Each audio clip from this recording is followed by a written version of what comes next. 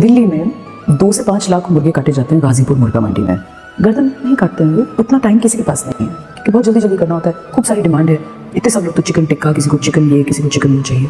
तो वो क्या करते हैं, पिंजरे में से मुर्गी को निकालते हैं 2 टांगे पकड़ के, और ना उसके पंख खींचे फटे कोई फर्क नहीं पड़ता, और उसको दीवार पे से ठक से मारते हैं, एक बार नहीं तो कभी 2 बार, और उसके बाद अधमरी मुर्गी को एक हीप में फेंक देते हैं, पहाड़ टाइप का बना देते हैं। और उसके बाद जब वो अधमरी मुर्गियाँ खूब सारी इकट्ठा हो जाती है एक के ऊपर एक, तो पैर में पॉलिथीन बैग पहन के उसको चलते हैं उसके ऊपर, जिससे वो पिच के मर जाए।